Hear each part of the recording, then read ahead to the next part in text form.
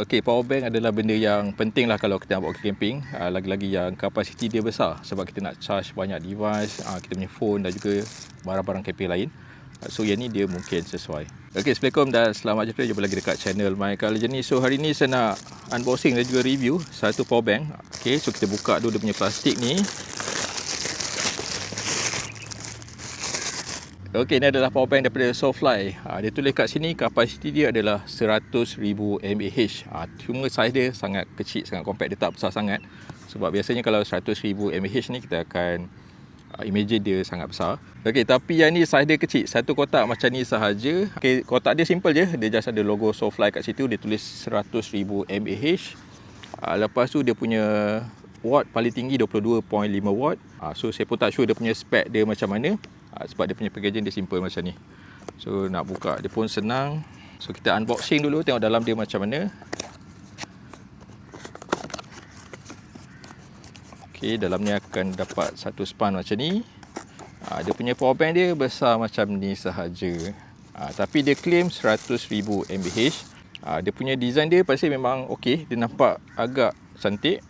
Dia punya material dia pun okey, dia tak rasa terlalu murah. Okey, dia punya depan ni dia ada texture macam ni. So dia punya body dia pun rasa macam rubbery sikit, macam matte sikit. Bila pegang dia grip lah. Lepas tu dia ada satu handle, so mudah nak pegang, nak bawa.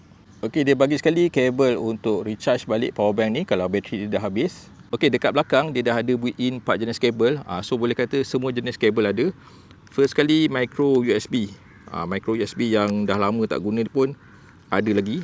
So mudah in case ada device yang masih lagi gunakan micro USB, dah tak pening nak cari kabel, dia dah ada. Lepas tu dia ada USB Type A.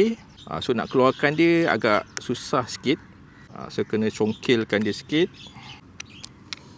Okey, so dekat belakang ni lepas tu dia ada satu USB Type A. Tapi jenis yang nipis macam ni. Okey. Lepas tu dia ada untuk Type C dan juga Lightning. So 4 jenis kabel ni pasal yang biasa kita gunalah. So semua dah ada. So dah tak payah nak bawa kabel lain. Memang sangat bagus lah. Dia dah letak 4 jenis kabel macam ni. Lepas tu kalau tak cukup lagi, dia ada lagi 6 port dekat atas ni. 4 port Type A, 2 yang fast charging, 1 Type C, 1 lagi untuk micro USB. Okey, dekat tepi sini dia ada lampu LED. In case kita punya lampu lain dah habis, boleh gunakan dekat sini. Dia ada button kecil je kat sini. Nak guna double tap. Okey, dia akan nyala lah. Dia ada beberapa mode kat sini. Klikkan saja. Dia ada yang malap, yang terang, even yang blinking macam ni pun ada. Okey, so dekat depan ni dia ada satu display screen. Saiz dia tak besar, tapi kalau nak check bateri, tekan je button dekat tepi sini, dia akan keluar display dekat sini. Cuma dia tak berapa nak terang sangat. Dekat sini dia tulis 83%. Display dia kecil sahaja.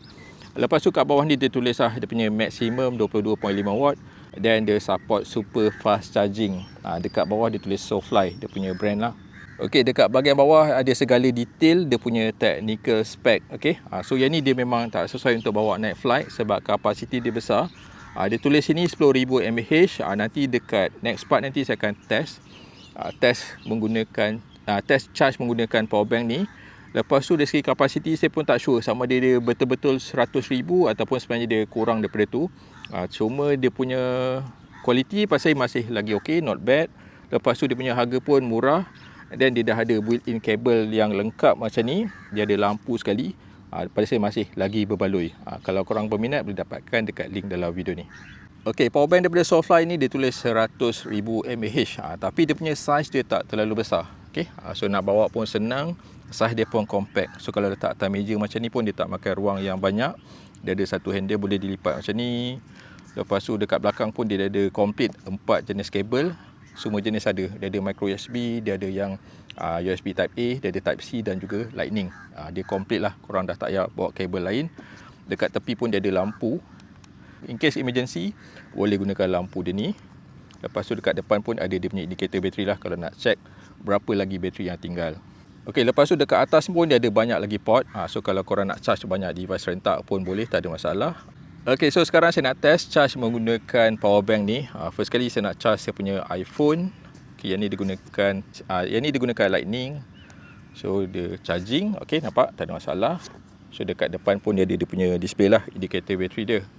Okey, so saya nak charge saya punya device yang type C. Saya punya mic saya cucuk dekat atas ni. Lepas tu kita cucuk.